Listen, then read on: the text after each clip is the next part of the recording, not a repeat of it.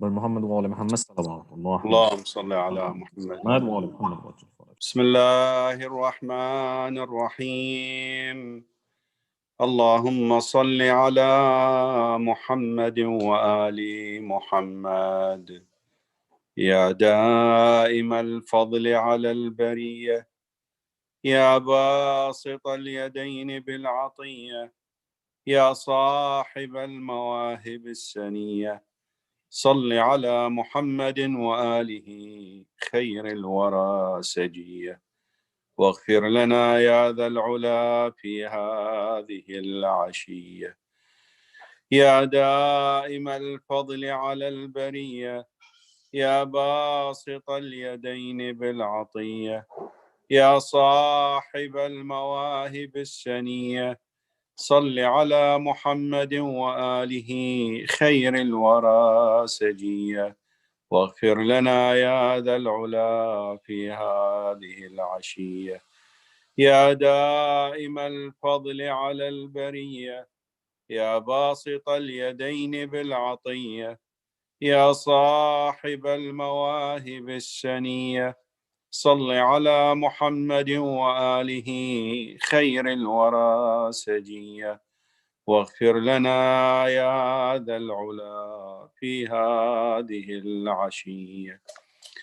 اللهم إني أسألك برحمتك التي وسعت كل شيء، وبقوتك التي قهرت بها كل شيء، وخضع لها كل شيء، وذل لها كل شيء، وبجبروتك التي غلبت بها كل شيء، وبعزتك التي لا يقوم لها شيء، وبعظمتك التي ملأت كل شيء، وبسلطانك الذي على كل شيء، وبوجهك الباقي بعد فناء كل شيء، وبأسمائك التي ملأت أركان كل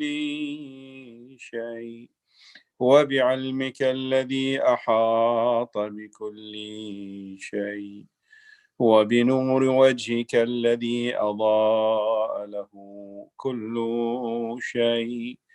يا نور يا قدوس، يا أول الأولين ويا آخر الآخرين، اللهم اغفر لي الذنوب التي تهتك العصام، اللهم اغفر لي الذنوب التي تنزل النقم، اللهم اغفر لي الذنوب التي تغير النعم، اللهم اغفر لي الذنوب التي تحبس الدعاء، اللهم اغفر لي الذنوب التي تنزل البلاء، اللهم اغفر لي كل ذنب أذنبته وكل خطيئة أخطأتها، اللهم إني أتقرب إليك بذكرك وأستشفع بك إلى نفسك، وأسألك بجودك أن تدنيني من قربك، وأن توزعني شكرك، وأن تلهمني ذكرك. اللهم إني أسألك سؤال خاضع متذلل خاشع، أن تسامحني وترحمني وتجعلني بقسمك راضيا قانعا، وفي جميع الأحوال متواضعا. اللهم وأسألك سؤال من اشتدت فاقته وأنزل بك عند الشدائد حاجته، وعظم فيما عندك رغبته.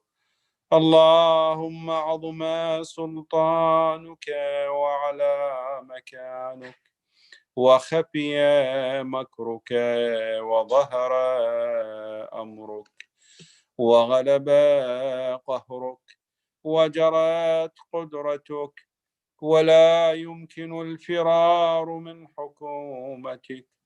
اللهم لا أجد لذنوبي غافرا، ولا لقبائحي ساترا، ولا لشيء من عملي القبيح بالحسن مبدلا غيرك. لا إله إلا أنت سبحانك وبحمدك ظلمت نفسي وتجرأت بجهلي، وسكنت إلى قديم ذكرك لي ومنك علي. اللهم مولاي كم من قبيح سترته، وكم من فادح من البلاء أقلته، وكم من عثار وقيته، وكم من مكروه دفعته، وكم من ثناء جميل لست أهلا له نشرته. اللهم عظم بلائي، وأفرط بي سوء حالي، وقصرت بي أعمالي، وقعدت بي أغلالي، وحبسني عن نفعي بعد آمالي، وخدعتني الدنيا بغرورها، ونفسي بخيانتها، ومطالي يا سيدي. فأسألك بعزتك ألا يحجب عنك دعائي سوء عملي وفعالي، ولا تفضحني بخفي ما اطلعت عليه من سري، ولا تعاجلني بالعقوبة على ما عملته في خلواتي من سوء فعلي وإساءتي، ودوام تفريطي وجهالتي، وكثرة شهواتي وغفلتي. وكن اللهم بعزتك لي في الأحوال كلها رؤوفا، وعلي في جميع الأمور عطوفا. إلهي وربي، من لي غيرك أسأله كشف ضري والنظر في أمري. إلهي ومولاي، أجريت علي حكما اتبعت فيه هوى نفسي، ولم أحترس فيه من تزيين عدوي، فغرني بما أهوى وأسعده على ذلك القضاء، فتجاوزت بما جرى علي من ذلك بعض حدودك، وخالفت بعض أوامرك، فلك الحجة علي في جميع ذلك، ولا حجة لي فيما جرى علي فيه قضاؤك، وألزمني حكمك وبلاؤك. وقد أتيتك يا إلهي بعد تقصيري وإسرافي على نفسي، معتذرا نادما منكسرا، مستقلا مستغفرا منيبا، مقرا مذعنا معترفا، لا أجد مفرا مما كان مني، ولا مفزعا أتوجه إليه في أمري، غير قبولك عذري، وإدخالك إياي في سعة من رحمتك. اللهم فاقبل عذري، وارحم شدة ضري، وفكني من شدي وثاقي. يا رب ارحم ضعف بدني، ورقة جلدي، ودقة عظمي، يا من بدأ خلقي وذكري، وتربيتي وبري وتغذيتي. هبني لابتداء كرمك وسالف برك بي.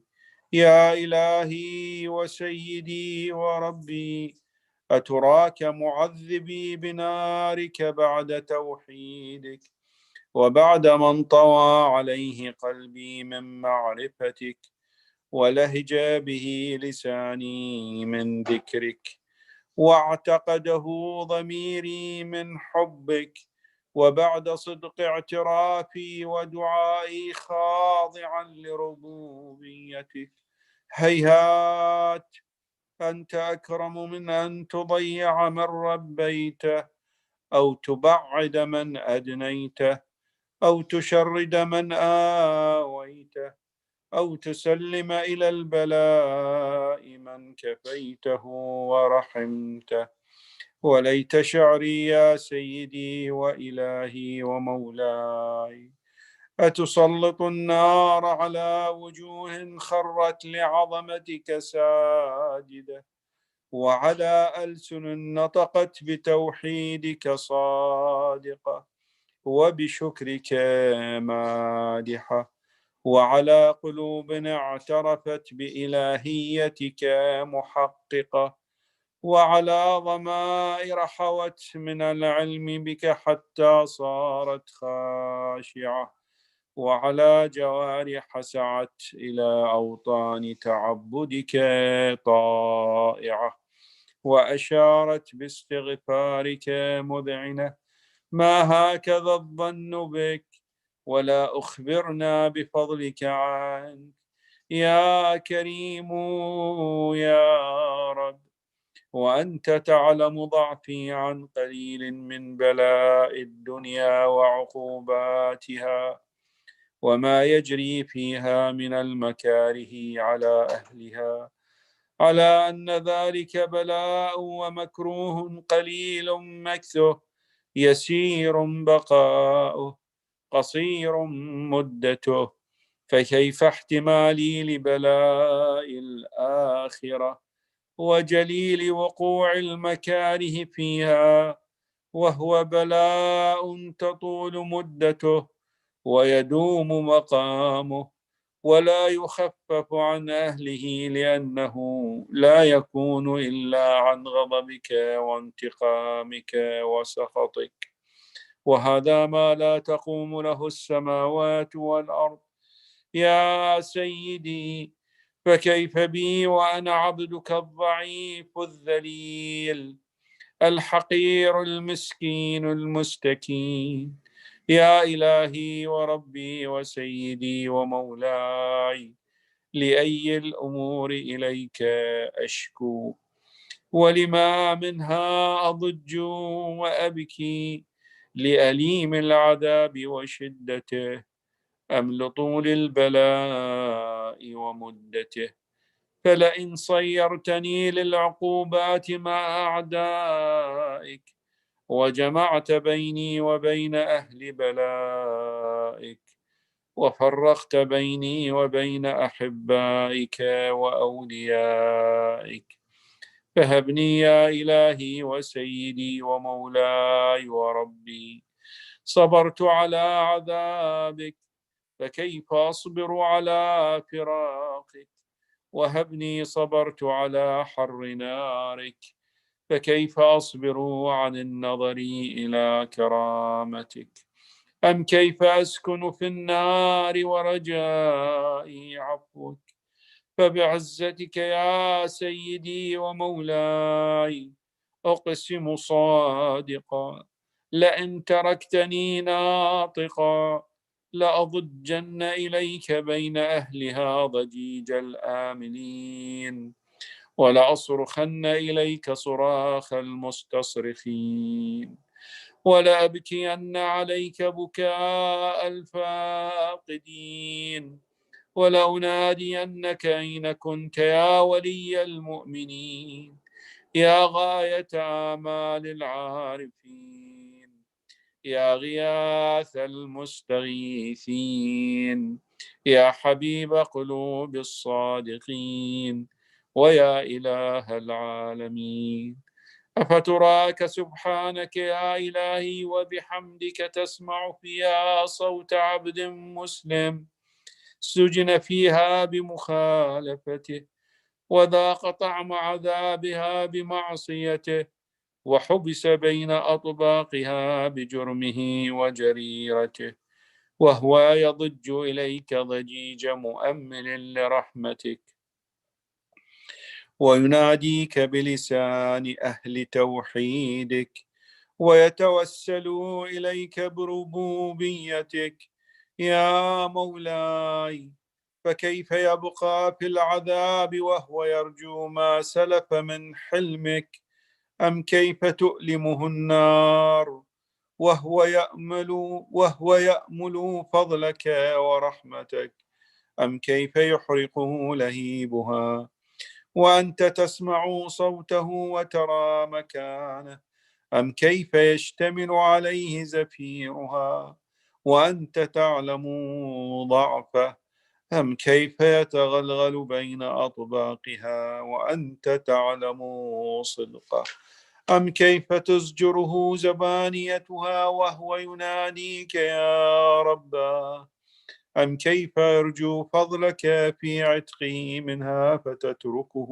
فيها هيهات ما ذلك الظن بك ولا المعروف من فضلك ولا مشبه لما عاملت به الموحدين من برك وإحسانك فباليقين أقطع لولا ما حكمت به من تعذيب جاحديك وقضيت به من إخلاد معانديك لجعلت النار كلها بردا وسلاما وما كانت لأحد فيها مقرا ولا مقاما لكنك تقدست أسماؤك أقسمت أن تملأها من الكافرين من الجنة والناس أجمعين وأن تخلد فيها المعاندين وأنت جل ثناء قلت مبتدئا وتطولت بالإنعام متكرما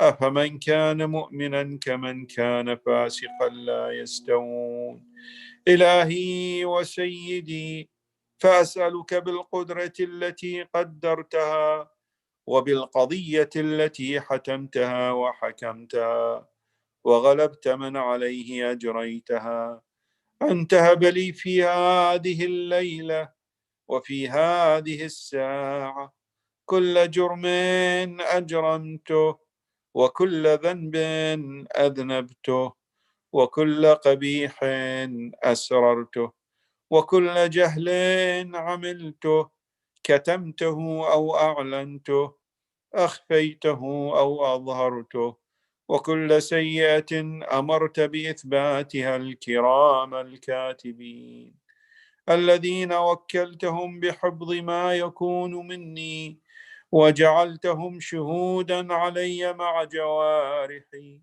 وكنت أنت الرقيب علي من ورائهم والشاهد لما خفي عنهم وبرحمتك أخفيته وبفضلك سترته وأن توفر حظي من كل خير تنزله أو إحسان تفضله أو بر تنشره أو رزق تبسطه أو ذنب تغفره أو خطأ تستره يا ربي يا ربي يا رب يا إلهي وسيدي ومولاي ومالك رقي يا من بيده ناصيتي يا عليما بضري ومسكنتي يا خبيرا بفقري وفاقتي يا ربي يا ربي يا رب أسألك بحقك وقدسك وأعظم صفاتك وأسمائك أن تجعل أوقاتي في الليل والنهار بذكرك معمورة وبخدمتك موصولة وأعمالي عندك مقبولة حتى تكون أعمالي وأورادي كلها وردا واحدا، وحالي في خدمتك سرمدا.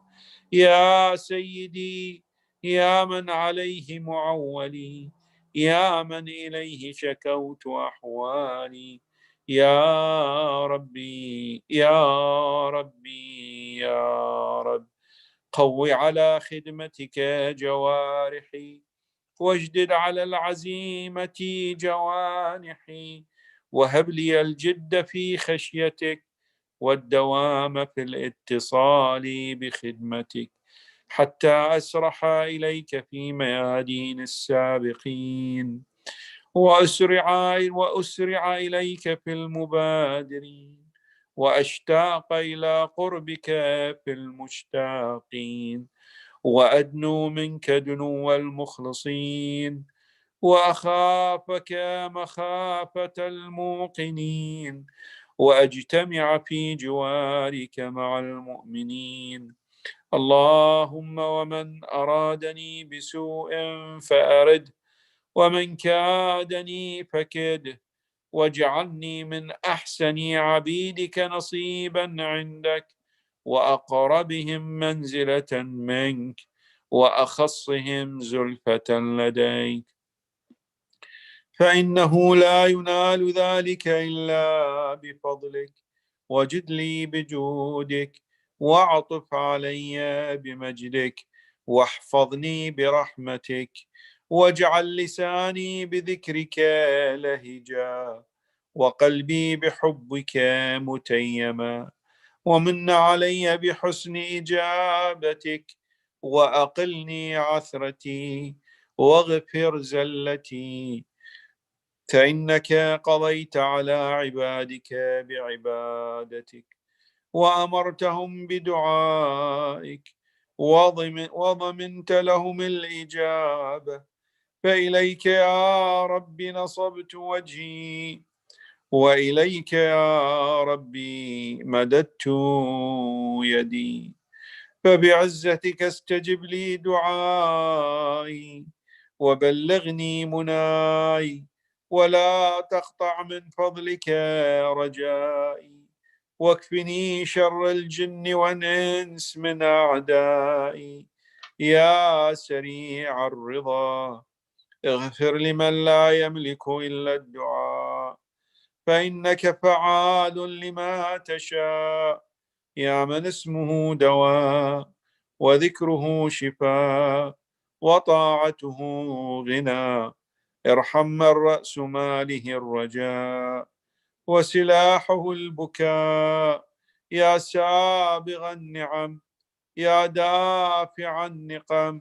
يا نور المستوحشين في الظلم، يا عالما لا يعلم، صل على محمد وآل محمد، وافعل بي ما أنت أهله، وصلى الله على رسوله والأئمة الميامين من آله، وسلم تسليما كثيرا. الله. اللهم صل على محمد وآل محمد وأجل فرجهم. أحسن إسماعيل. جزاك الله. Thank you for your presentation. Now I would like to switch. Assalamu alaikum, Sheikh. I can hear you.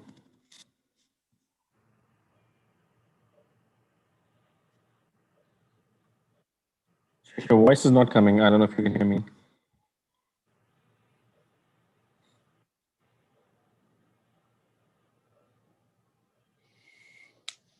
Yes.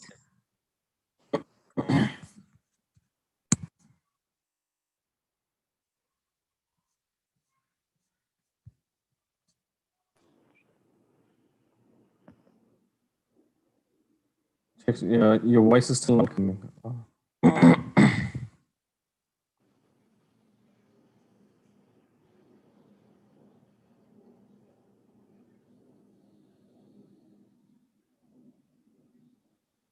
No, nothing.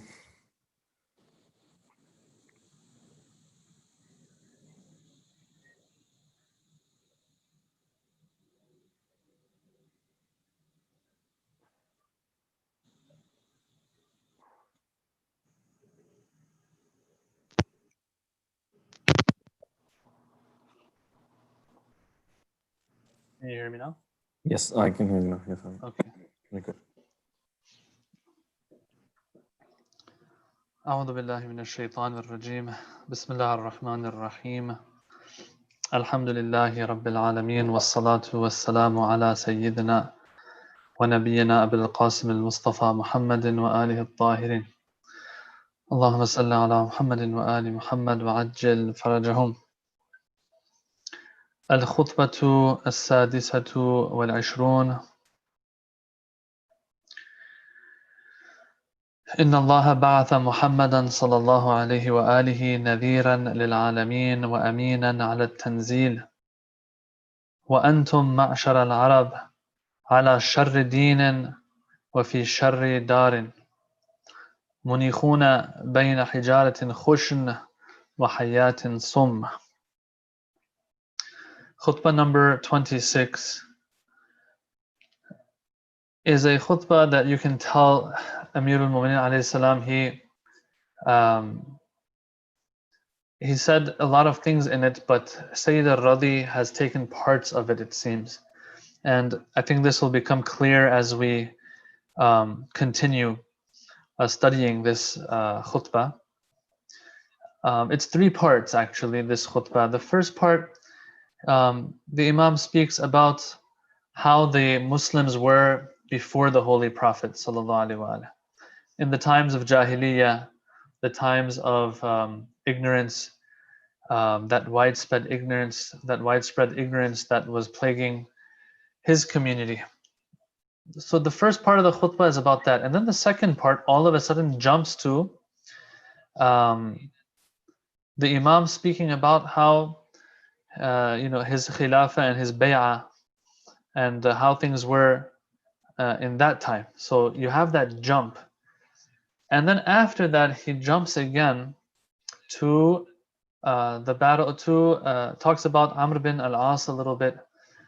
And he is encouraging the people and really pushing them to fight against Muawiyah. And so there's two opinions in regards to this, two main opinions, I would say, in regards to this khutbah.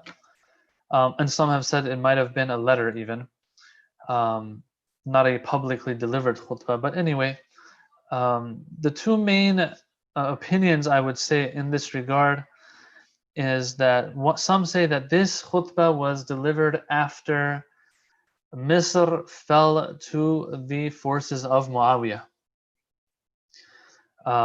We talked about this in our previous past couple sessions as well, when we were covering khutbah 25, that I spoke about how Muawiyah started taking over the lands of Amir al-Mu'mineen, striking them and fleeing with different little armies that he would send. This way Muawiyah was bringing about instability in the Muslim ummah, in the Muslim lands. And slowly lands began to fall to Muawiyah's forces. So here, one of the first places that fell and was conquered by Muawiyah was Misr, Egypt. And this happened after the shahada and martyrdom of the son of Abu Bakr, who kind of in reality was the son of Amir al-Mu'mineen. Amir al-Mu'mineen raised him, and we talked about him before as well. Muhammad bin Abi Bakr, who at a very young age grew up in the home of Amir al-Mu'mineen after Amir al-Mu'mineen married his mother. And so he is kind of seen as the son, as another son of Amir al-Mu'mineen, a very, very loyal companion of Amir al-Mu'mineen, who fought against Muawiyah and was against Muawiyah. But eventually Muawiyah was able to have him martyred. And so some believe, and I personally believe this is probably the case as well, that this happened, this khutbah or this letter or whatever it is, it was delivered in that time period after Muhammad bin Abi Bakr becomes shaheed and before the shahada and martyrdom of Amir al-Mu'mineen alayhi salam. Okay, in that time period. And we talked about that time period, how bad of a time that was for Amir al-Mu'mineen, how hard of a time that was for Amir al-Mu'mineen, because he's trying to mobilize his troops after Nahrawan to go and fight Muawiyah again, but that's when they deserted him, and that's when everything started going downhill. and eventually the Shahada of Amir al-Mu'mineen, and after that Imam Hassan couldn't mobilize his troops either. It's very unfortunate that this happened. The Kufans did that. So now, that's one opinion, that this was delivered in that time. Some say it was delivered in the time of before the Battle of Siffin, where Muawiyah wanted to fight Amir al-Mu'mineen. Amir al-Mu'mineen is encouraging people to fight. But let's see what the content of this khutbah is. I think tonight we're just going to get through the first part of it. As I said, there's 3 parts to it that are not very related to each other directly. And it seems that certain parts of it have been taken out because, as I've said time and time again, Sayyid al-Radi, his whole agenda in this was, in compiling Nahjul Balagha, was to bring the eloquent excerpts of Amir al-Mu'mineen's sayings and words and sermons, to bring those in to this book. So maybe he felt like these are the more important parts that he needs to bring, and that he doesn't need to bring the rest. So he, sort of, in a sense, let's say, cut this khutbah up into different parts and just brought those parts that he wanted to. Okay, that he felt that he needs to. So he begins Amir al-Mu'mineen in this first part where he's talking about the Holy Prophet and how the Prophet was a blessing, because when you look at the times before the Prophet, things were horrible. Inna Allah ba'atha Muhammadan sallallahu alayhi wa alihi nadhiran lil alameen. He says, look, Allah subhanahu wa ta'ala, He sent the Holy Prophet as a warner to all the people in all the worlds. Now some will translate alameen to all people. And then he goes into 4 aspects. I'm not going to go through the whole Arabic right now. He talks about 4 aspects after he speaks about the Prophet and how the Prophet was a warner and a trustworthy individual when it came to wahi and revelation. Okay, he says 2 things about the Holy Prophet. Then he moves into 4 aspects of the Jahili time Arab, right? The Arabs of that time, because Amir al-Mu'mineen says, Ma'ashar al-Arab, O people, O Arabs. So he's talking to his people here. And he points out 4 aspects of them. And he touches on 4 aspects of them in Jahiliyyah times, the times of pre-Islamic ignorance. Before getting to that, there's 2 points here. Before getting into those 4 points, there's 2 points about the Holy Prophet he makes. Number 1, he says, Allah sent the Holy Prophet sallallahu alaihi wasallam as a warner to all people, okay?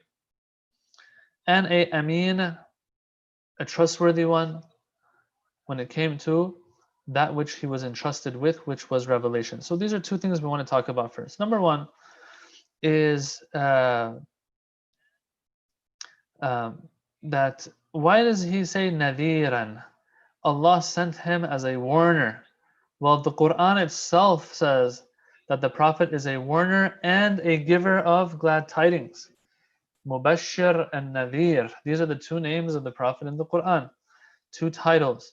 2 descriptions of the Holy Prophet. He is here to warn and he is here to give glad tidings. But in the khutbah, Amir al-Mu'mineen only points out one of these 2. He uses the Nadhir one. He says he was a warner. Allah sent him as a warner. Now here, people have explained this. I personally also believe in the same thing. And that is that someone might ask, well, isn't that, why does it have to be a negative thing? When you warn someone of something bad to come, that's something negative, versus, giving them glad tidings of good. The answer, I think, is pretty clear. 2 things can be said. Number 1 is that for people to get off of their backs, what does it usually take? Even in normal circumstances, usually it takes that you have to warn them of an imminent threat, an imminent danger for them to get off their backs, or else they won't. Okay, I don't know how to say it. Like, let me give an example here. For example, dieting. When people diet, right? When people diet, usually you'll show them that final product, and this is what you'll be after, I don't know, 2 years of working out. And so, that might motivate them, but after a while, that motivation might die out. They won't get off their backs anymore. And I mean, I don't even need to try to prove this. I mean, the numbers and stats are out there of how many people have gym memberships who don't even use them, right? But then when you start speaking, when the person gets a little older and slows down a little bit and it has trouble breathing and can't bend down to tie their shoes because there's this big thing in front of them, which is their belly, for example, things like that are one problem. But now I'm saying this because I'm guilty here, right? So if I know this, if I see this, all right, that'll be one thing that'll kind of push me. It's something that's a problem here. But then if you go a step further and they tell you, look, we did your blood work and what we found is that you are this close to getting, I don't know, type 2 diabetes, God forbid. You are this close to getting to suffering from high cholesterol. You are this close to this, you're this close to that. You're this close to fatty liver. Yeah. All these things will be an imminent danger for me. Danger. That physician who is letting me know these things, he is warning me or she's warning me. This is an imminent danger. Imminent danger gets you off your back to get work done. That person, yeah, all the motivation they need now moving forward isn't to watch a 10-minute YouTube video every day of people pumping iron or anything.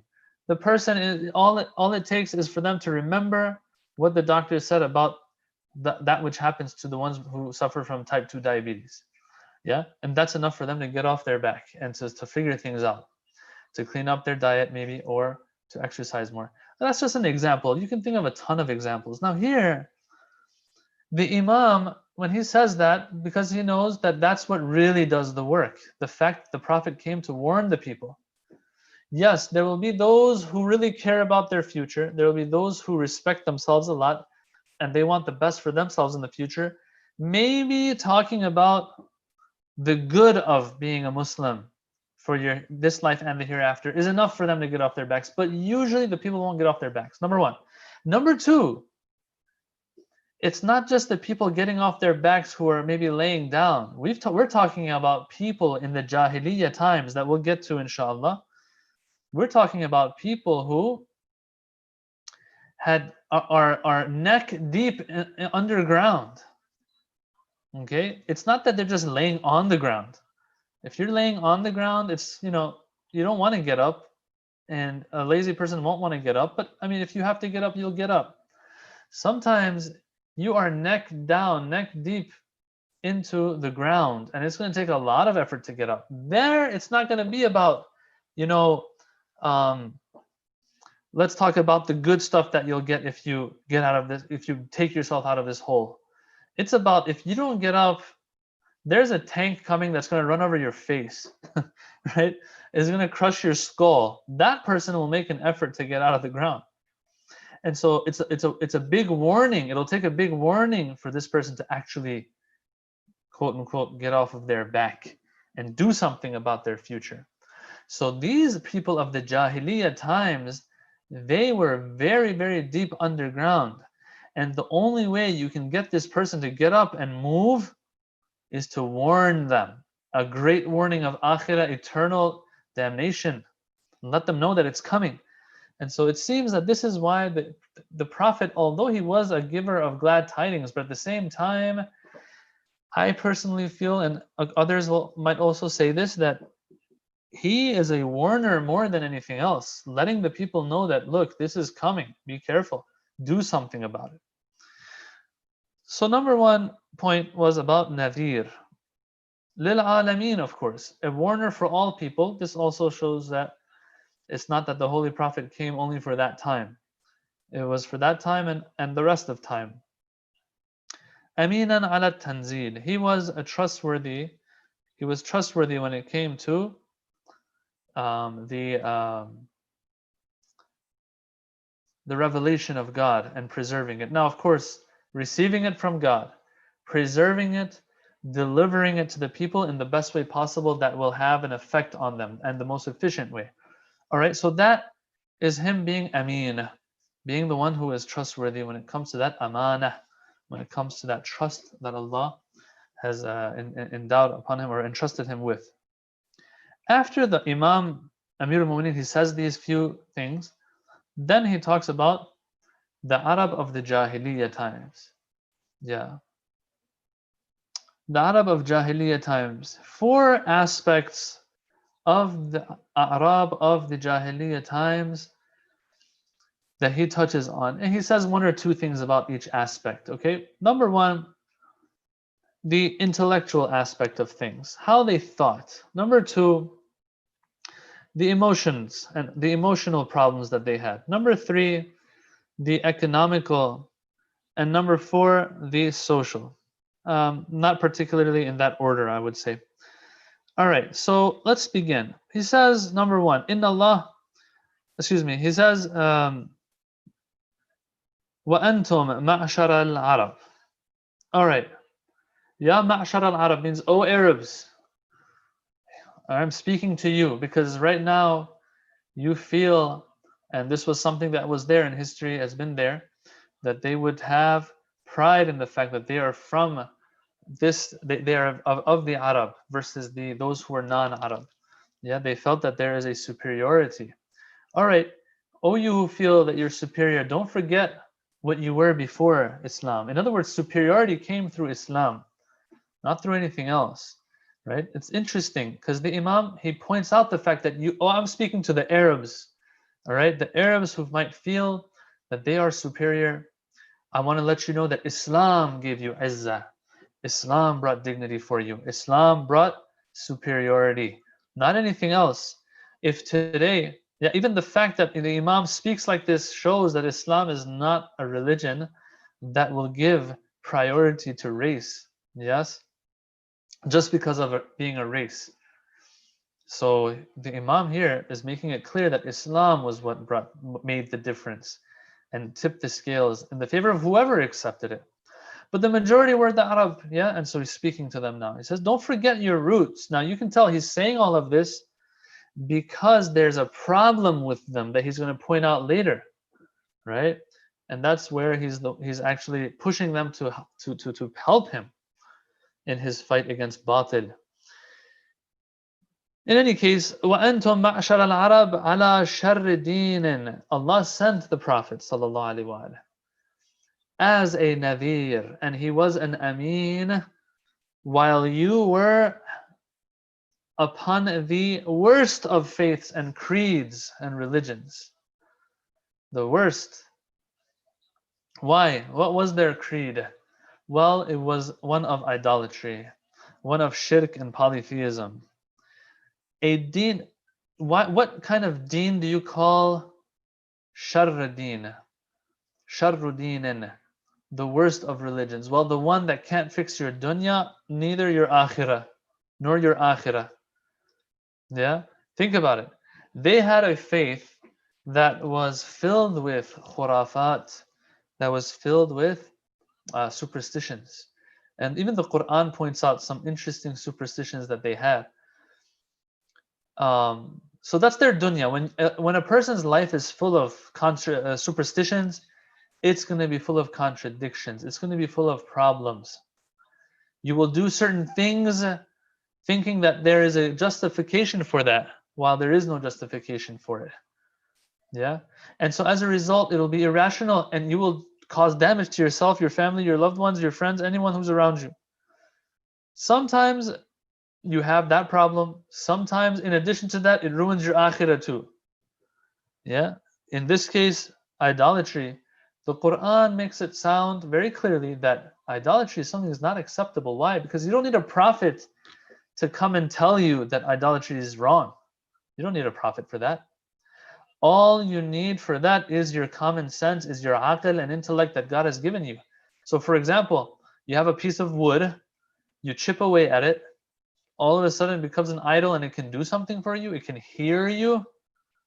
And so now you're speaking to it with your hajat and stuff. Allah in the Quran says, no one's given you permission for such a thing. Or some say, I don't know how true it is, but I read this somewhere, that they would make little idols out of dates. But when the time for hunger would come and famine, they would eat those same dates. You're eating your God, man. Yeah? What kind of sense does that make? That doesn't make any sense. So this is a deen that will ruin your dunya, ruin your akhirah. A faith, a creed, that will ruin your akhirah in addition to your dunya. So that is how their intellects were working. That's how they would think. That's how low they had gone. What about economical? Well, the Imam says a couple things in that regard as well. He says, وَفِي شَرِّ دَارٍ مُنِيخُونَ بَيْنَ حِجَارَةٍ خُشْنَ وَحَيَّاتٍ صُمَّ. This is where you were living. You were Munikhun is a place where you lay your camel down, or some versions of this khutbah say muqimun, meaning where you would stay and live. In any case, this is where you were residing. Where? A place that had stones, harsh, rough stones, number one. And number two, full of deaf snakes, D-E-A-F, deaf. What does that mean? Here they'll say two things. One of two things is meant maybe. Number one, deaf meaning that they, I don't know, that's how they would refer to poisonous snakes back then, as deaf snakes. I don't know why, but that's what it says here in one of the commentaries. Another interpretation is that when something's very dangerous and is stronger than everything else, no matter how much, let's go to the animal kingdom for a second. If you've noticed, or some of you might watch these nature videos where a lion is going to attack a hyena, right? A hyena itself is a predator, but it's no match for a lion one-on-one, right? So a lion will come at this hyena. The hyena will start making loud noises and trying to scare this lion away, or dogs. I've even seen videos where you'll have a jaguar in like some villages or towns in India somewhere, or Bangladesh or other places, and the camera, the CCTV picks up this footage of there's a watchdog at the door just sleeping at night, and then a leopard or a jaguar or whatever it is grabs that dog. Now that dog or comes at the dog, and the dog starts barking very loudly. Now the way that dog is barking, if it was any one of us, we would not get close to it. But that predator, let's say jaguar or leopard, still goes forward at that dog that's barking its head off. Yeah, it's as if the jaguar or leopard is deaf, is not even hearing this noise. It doesn't even matter. It goes for the prey, for its prey. Now here also the snakes, yes, it says that you were living amongst deaf snakes, meaning no matter how much you try to scare those snakes away, this is how scary they are, that they don't even care about what noise is made, and they'll come at you anyway. Now here some might say, well, snakes don't even hear. Snakes sense things with their tongue and stuff like that. We don't need to get too scientific with this khutbah, but hey, there might be room to even talk about that. Anyway, the point here is, who wants to live amongst harsh, rough stones and snakes? That's the situation you were in. In other words, if you were better off, and you were doing better financially and economically, you wouldn't have to live in such situations. تشربون الكدر وتأكلون الجشب.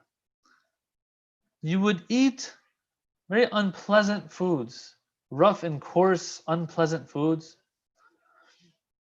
and also drink kadir water. In Farsi we say kedir.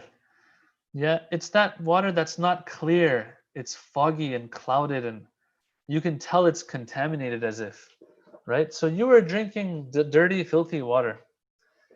Yeah, Islam came and removed all this from you. He's trying to say. In the Quran we have this as well. It says that you see, these people sometimes they didn't have to drink and eat certain things, but they would still. Islam came, we have a verse in the Quran, it's a famous verse, that speaks about those who follow the Holy Prophet, who has a few characteristics, who comes with a few signs from God, or some commands from God. What are they? الَّذِينَ يَتَّبِعُونَ الرَّسُولَ النبي الأمي, and then it says وَيُحِلُّ لَهُمُ الطَّيِّبَاتِ وَيُحَرِّمُ عَلَيْهِمُ الْخَبَائِثِ. This prophet, yes, those who follow this prophet, who says what? Who makes halal upon them the tayyibat, the pure things, وَيُحَرِّمُ عَلَيْهِمُ الْخَبَائِثِ, but at the same time, those disgusting, dirty, filthy things, yeah, he makes them haram on the people. Yeah, that's something that is in line with one's fitrah. That those things that are haram are usually things that, or at least sometimes, are things that are disgusting, nasty things anyway, to begin with. Okay? If Islam came and said, no, no, no, this is not allowed for you. When things like this become prohibited, brothers and sisters, what's going to happen? What's going to happen? Well, then people are going to try their best to get their hands on clean water, pure things to consume. What does that mean? That means harder work. And when there's more work, the economy, yes, becomes more and more booming, becomes nicer and stronger, right? I mean, it's a big system. Sometimes our younger ones, they come and they'll take a part of Islamic law out and they'll say, why does the Quran say this is allowed?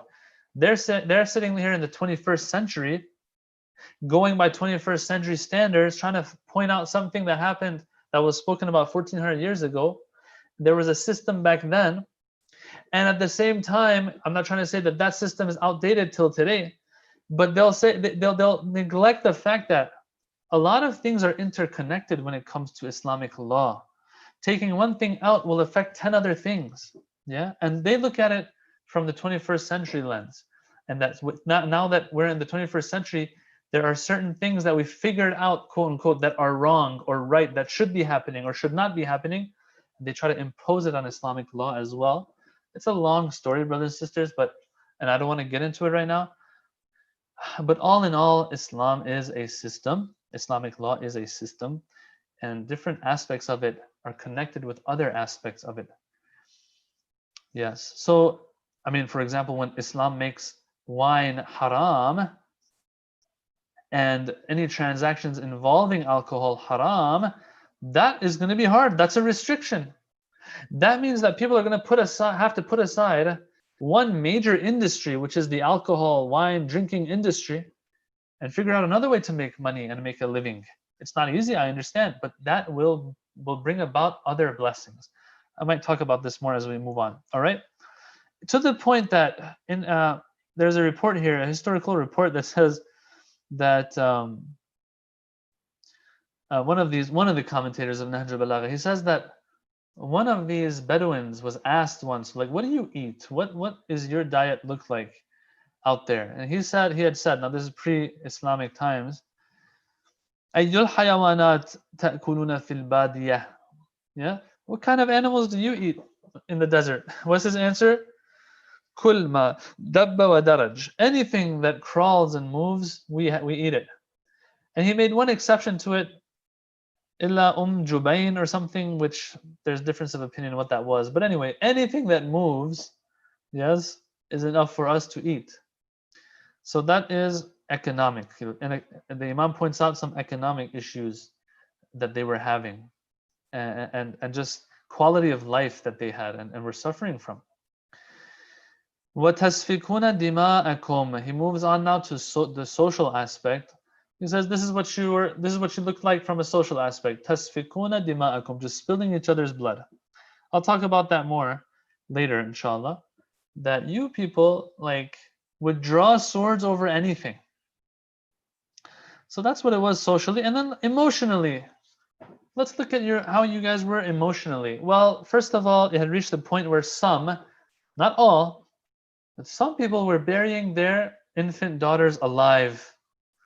I love the wording of this verse that explains this. It actually paints a picture of that moment when a person was told and was brought the glad tidings of having a daughter. I love this verse for many reasons, but this reason also, the fact that there are a couple of very important verses in the Quran that show the Quran isn't about, when it comes to the value of people, Yes, not what they can possess, not what their inheritance looks like, how much their witness, their testimony is seen as, and all of that. But no, the actual value of a person in God's eyes, you find a few verses that really point this out, that I can't think of actually any verses that speak of the male gender in this way.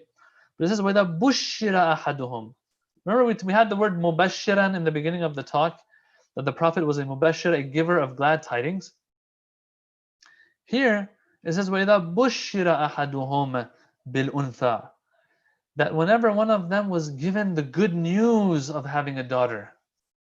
I can't remember, maybe someone can remind me, but I can't remember anywhere in the Quran where it says the good news of having a male child.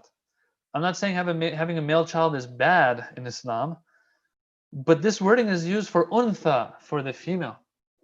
The Quran says, وَإِذَا بُشِّرَ أَحَدُهُمْ بِالْأُنْثَى, when one of them was given the good news of having a daughter, then this person would become upset. وَظَلَّ مُسْوَدَّ وَجْهُ مُسْوَدًّا.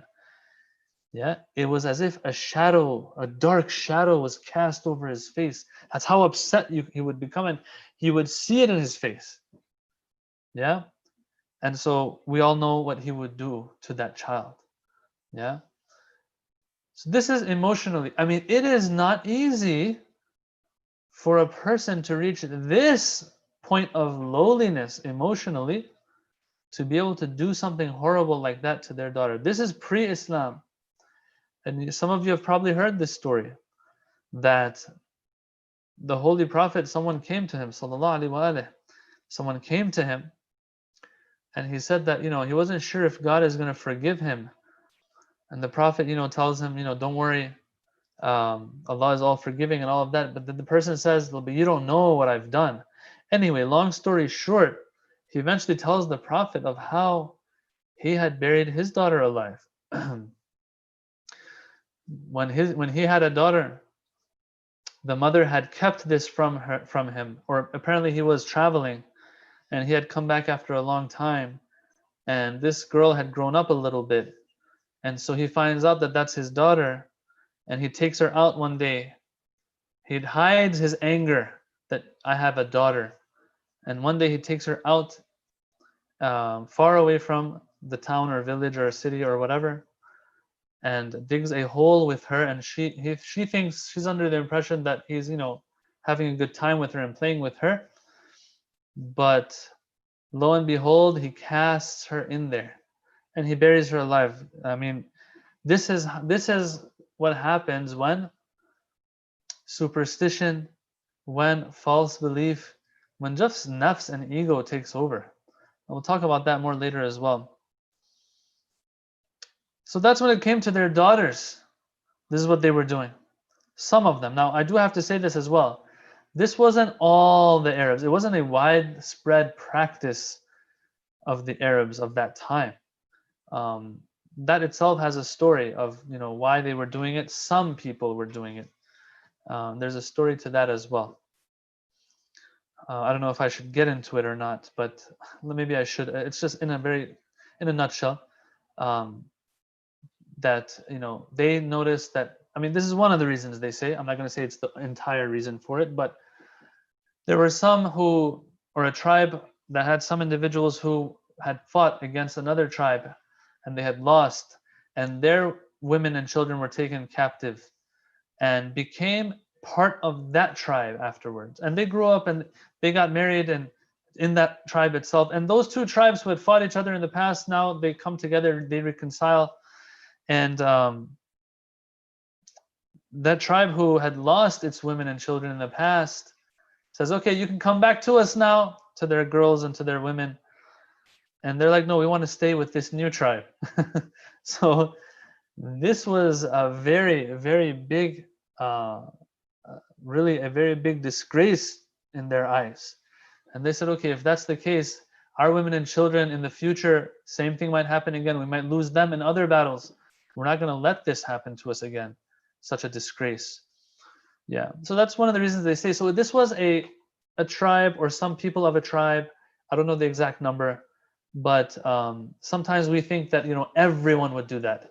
before the Prophet's time. No, that's not the case, or else they would not have had children, and slowly the Arabs would have died out. That's not the case, they say. But anyway, that's what the daughters, emotionally, this is the point that they had come to with their daughters. With their sons, we also have the Quran speaking about things that would happen to the other children, maybe regardless of gender. And what is that? So that previous verse that I read for you, by the way, let me just see if I can find the verses for it, the address. Surah Nahl 58 and 59 is talking about those daughters, but the kids, regardless of gender. Verse 31 of Surah Isra says, وَلَا تَقْتُلُوا أَوْلَادَكُمْ خَشْيَةَ إِمْلَاقٍ نَحْنُ نَرْزُقُهُمْ وَإِيَّاكُمْ. The Quran says, look, don't kill. It straight up says it, don't kill your children. Why? Out of fear of poverty and hunger. That's what it says. So those people of that time they're like, okay, we can't afford having another child, This is something you hear in the 21st century, with all the talk of, whatever they're talking about these days. They say we can't afford one, so we're not going to have a child. At least they weren't having a child, but back then, even if they had the child, there was a fear of poverty and not being able to afford it. And so what do? They would kill their children. Wow. It says it straight up, la taqtulu. It doesn't say don't take their lives or something like that. Like straight up, la taqtulu, don't kill your children. That's kind of crazy. It's something to look into, actually. Like, how would that happen? I can't stomach that myself. I don't know, but I'm pretty sure the tafasir have explained this part of it. I didn't take a look at this part. So this is how low they've gone emotionally. So four problems they have, and some of the commentators of Nahjul Balagha, they say if you go and look into history and the pre-Islamic era, you will find that all of the problems they had fell under one of these four categories. It was either intellectual, the problems they had, economical, emotional, yes, and what was the other one? Social. Yeah, social, emotional, economical, and intellectual. These were the issues they were having back then. Al-asnamu fikum mansubah wal-athamu bikum ma'subah. I feel like Amir al-Mu'minin here wants to point out why they had all these problems. And that's why he says, he finishes this part off with this line. He says, look, the idols were mansub. Mansub means when you erect something, when you make it stand straight. So amongst you, he says, the idols were also standing. Right? And the wording is interesting here, meaning they had become part of you, as if they're part of your families, they're part of your people, they're part of your population. They have become one with you all. Right? They have a place amongst you just like everything else. Yeah? Not that you had them somewhere hidden or anything. They were everywhere amongst you. Al-asnamu fikum mansuba wal-atham bikum ma'suba. The problem wasn't just idolatry here. Idolatry is one thing, right? Sometimes you will worship idols, but you have a conscience. You still live up to what your fitra, kind of tells you is right and wrong, right? We don't need a prophet to tell us certain things are haram, all right? Certain things, not all things, but certain things, like taking someone else's life for no reason. Of course, everyone understands that's wrong. Stealing, cheating, lying, all these things, these are things that we understand are not allowed unless there's a more important thing at stake. Yeah, so I might lie to save my life, but in we're talking normal circumstances here, right? All right, so not only did you have a problem in your beliefs and ideology, even in your practice, al-atham bikum ma'suba. In other words, you were intertwined with atham. Atham means sin, debauchery, wrongdoing, dhulm, transgression and oppression, and things like that. So on one hand, you got the idols. On another hand, you have all these sins that you're committing as well. I mean, because in the past, pre-Islamic times, there are people in history that are known for their righteousness, even though they might have been idol worshippers, but at least when it came to their actions, they were like kind people. They were generous. They were known for their generosity and so on and so forth. All right, that's better than, being an idol worshipper and being a horrible person. The Imam here says you were horrible as well. In practice, you were horrible, and in ideology, you were messed up.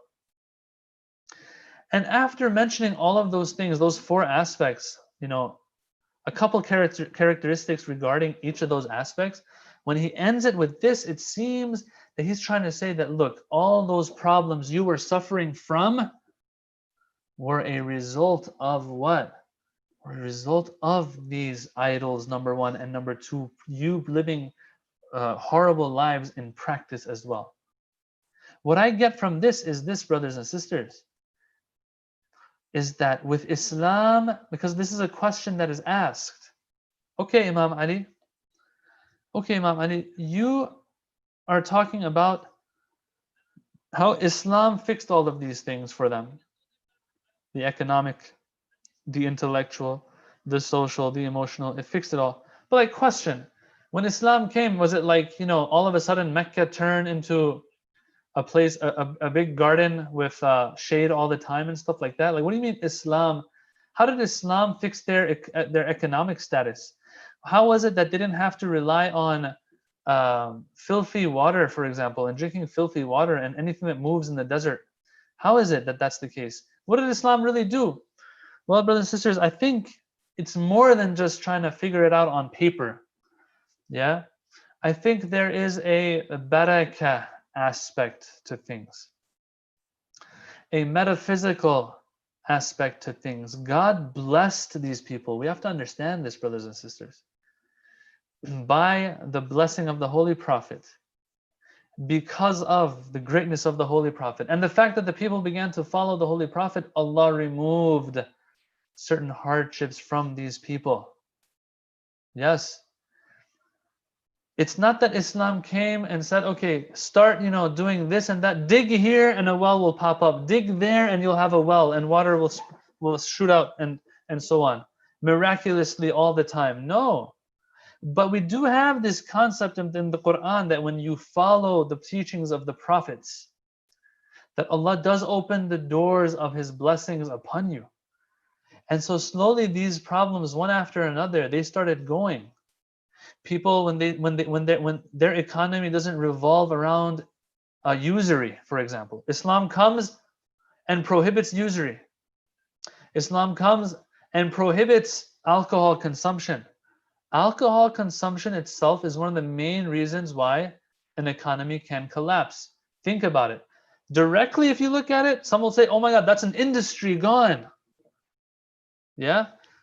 If you look at interest and usury, oh my God, if you remove that, that's a whole industry. That's a whole big money-making machine gone. Yes, but it'll stop the wealthy from becoming wealthier, and will in the long run, at least, if not even short term,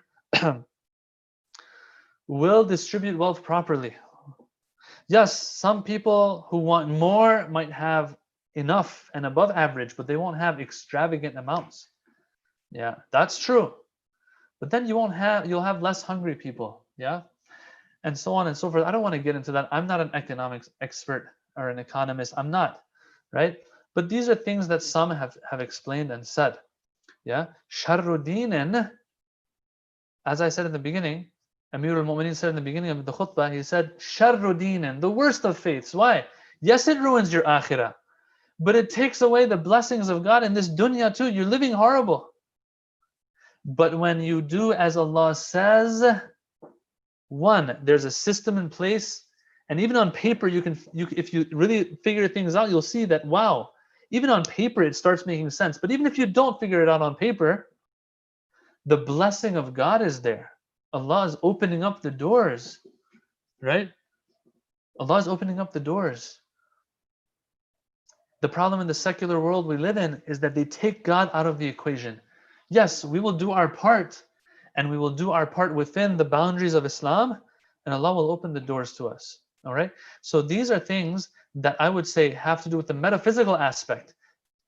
Yeah. Imam Ali started with Sharruddin and ended with Asnam and Atham.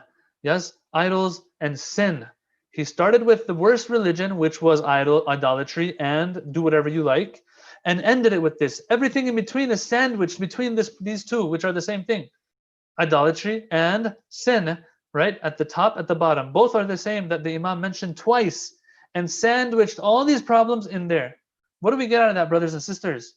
What we get out of that is we better try our best to live an Islamic life, because then at least if there is hardship for me, it's not because of God's blessing not being there. And maybe it's a test or a hardship that Allah wants to give me rewards for if I'm patient in the face of it.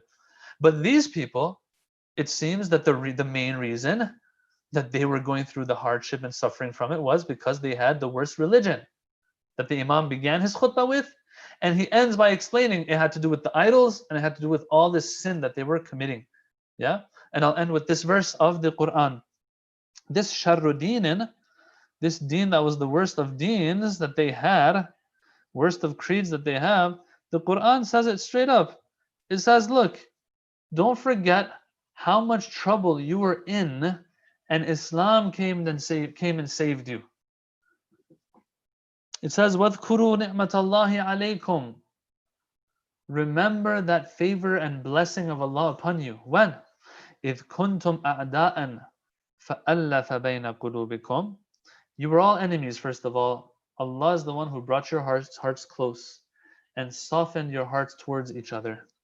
Of course, with the blessing of the Holy Prophet. Oh my God, brothers and sisters, I'm always talking about this, and I do because I personally feel like I haven't done enough either to understand how great the Prophet was. How great the Prophet was. The Prophet was a miracle, brothers and sisters. His personality, his character, his example. Yes, these were a miracle. A normal human being can't be like this. Allah has to create something like this. Anyway, أَلَّفَ بَيْنَ قُلُوبِكُمْ. Through the blessing of the Holy Prophet, that's the main thing, brothers and sisters, in my opinion. That it was because of the Prophet that Allah was able to bring the hearts close. فَأَصْبَحْتُمْ بِنِعْمَتِهِ إِخْوَانًا. You became brothers as a result of the blessing of God upon you. وَكُنْتُمْ. This is the part I wanted to point out. وَكُنْتُمْ عَلَى شَفَا حُفْرَةٍ مِنَ النَّارِ فَأَنْقَذَكُمْ مِنْهَا. That you were on the brink and edge of a pit of fire. And He's the one who saved you from it. With what? With Islam. That's how much trouble you were in. This verse, sends chills down my spine. Seriously, without exaggeration, I say this. Many times, maybe when I recite this verse, it scares me that these people who claim that we are the descendants of Ibrahim alayhi salam, the master of Tawheed, had reached the point that the Quran says you were this close to falling into a pit of fire, Jahannam. Kuntum ala shafa hufratin min an-nar. But Allah saved you with what? With His ni'mah, with His blessing, which is what? Which is Islam. What is Islam? Islam is the Quran. Islam is the character of the Holy Prophet. Yeah? Islam is what the Ahlul Bayt brought us, and so on and so forth. Yes? Of course, these people, after the Holy Prophet, we believe that blessing was not, they were not grateful for it. And Allah will take His blessings again. Whenever a people are not grateful for their blessings, Allah might take it from them. There's no guarantee anymore. Yes? The Holy Prophet here, coming with Islam, is the solution to the problems of the dunya of these people and the akhirah of these people. And Amir al-Mu'minin alayhi salam, in this part of his khutbah, is pointing that out. There are a lot of, these commentators of Nahjul Balagha, they've pointed out a lot of these issues and problems that these people had. I might be going over my time a little bit, but let me just read through this real quickly as well. A few things that are listed here that I want to share with you about how these people were in pre-Islamic times. Okay, the Amir al-Mu'minin is reminding them of all the the bad past that they had, so that they are grateful for what they have, which is Islam, and in order to try to preserve it and go against Muawiyah because Muawiyah wants to take it. Yeah. So he reminds them of so, excuse me, they speak of all the different idols, brothers and sisters, small, big, that were around the Kaaba in that time. We don't have time to get into those. The hundreds maybe of idols that were inside the Kaaba, outside the Kaaba, and people who would go for a Hajj even, would maybe worship those idols as well. They would talk about how they would believe that the angels are the daughters of God, which Allah calls them out and scolds them on this in the Quran as well. He says, okay, I don't have a problem with daughters, but you all believe that daughters are inferior, and then that's why you're saying that the angels are my daughters. How dare you try to ascribe something negative and inferior to me? Inferior in your eyes, of course. Yes, you'll be held accountable for what you're saying. They didn't believe in the hereafter. We have lots of verses about that. How they would say, like, how is it possible? We're all gonna die, we're all gonna disintegrate underground, and there is no return, and all of that. How it was so important for them to always have wars and battles and shed people's blood. There's this one report that says that someone asked the Holy Prophet ﷺ about Jannah. How is Jannah? And so, the Prophet is telling him, he says, is there going to be war and battle in Jannah? And the Prophet said, no, of course not. He said, إِذَنْ لَا خَيْرَ فِيهَا. Then there's no khair and good in Jannah if there's no fighting. It reminds us, it reminds us of the video games, today that kids play. I'm not saying bad or good. I'm just saying, like, some of them will say the more gore, the better, whatever. These people of the past, yes, of Jahiliyyah times, they weren't playing no video games. They wanted the real thing, okay? It says that that the pre-Islamic Jahili Arab of that time, or Arabs of that time, they had a total of around 1,700 battles that they had and wars. Some maybe spanning over a century even. Over the dumbest things sometimes as well. Yeah, Islam came and saved them from that.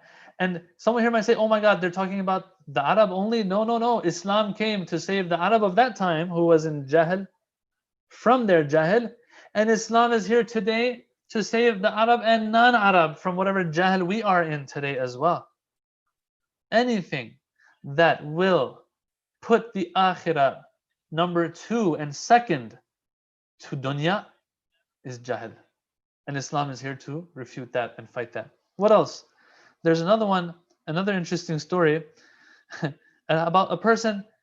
He was insulted by some people of a tribe, and he makes an oath, or takes an oath for himself, that I'm gonna make sure that I will kill 100 of them. And then he's able to kill 99 throughout his lifetime of them. One more is left, but this guy dies before he can actually take care of the 100th one. And they say, like, his skeleton or his skull accidentally hit somebody in the future, and that person died from that tribe. And his tribe said, yeah, now we know that he lived up to his oath. Now, some will say that sounds kind of exaggerated. Personally, I think it is exaggerated. But the fact that you find this in history, and like in Farsi, you say, mi chasve, it sticks to them. Such a story sticks, right? And isn't seen as exaggeration in that time, shows what bad condition those people were in that time, that stories like these can be made up. Back then, if you said tijara, right? Tijara means trade. The minds would only go to trade of alcohol and wine and intoxicating drinks. So that's what it was all about. Just like today, I mean, think about it. Shaitan's got us running in circles. Today, if I tell you they bought some drinks, what's the first thing that comes to your mind? That says a lot. It says a lot about the times that we're in today. Yeah, Jahiliyyah, right, doesn't have to do with archaic times, old times, 1,500 years ago, 2,000 years ago. Jahiliyyah, as I said, if Dunya comes first, then akhirah is jahiliyyah. That's all it is. It doesn't matter which century it's in. When you would speak of courage and shaja'ah, it was all about bloodshed. Courage and shaja'ah isn't all about bloodshed. Our imams taught us that. They were never the first ones to start a war or battle. Ghayrah, honor. What was honor all about? Ghira, iffa, things like that. Chastity. Yeah, it was all about burying your daughters. That's what it was manifesting in. Yeah. Wine and drinking was so important that the guy says, when I die, there's some poetry. Bury me next to a grapevine. Why? So that I may drink from the roots of the grapevine. Yeah. And don't bury me somewhere else because I fear that I won't be able to have this privilege. Yeah. They would gamble away their women sometimes, things like that. There were bad things that were happening I don't want to mention, and so on and so forth. So brothers and sisters, this Amir al-Mu'minin alayhi salam says, look, remember what you were and what you became. In my terms, I would say you were haywan, you became insan. Yes, asbahtum bi ni'matihi, through the ni'mah and blessing of Allah subhanahu wa ta'ala. This is what took place for you. So know the value of Islam, know the value of the Prophet sallallahu alaihi wasallam, the Quran, the Ahlul Bayt, know their value. Why is he saying all of this? So that he can now slowly make his way into the point he wants to make in the end, where he says, I want your support now to go and fight the ashab of Muawiyah, and uproot this evil that is going to be plaguing the Muslim ummah. But the people unfortunately didn't listen. So that's the first section of this khutbah. And inshallah, in our next session, we will continue with the next section of this khutbah. Walhamdulillahi Rabbil Alameen. Wassalamu alaikum wa rahmatullahi wa barakatuh.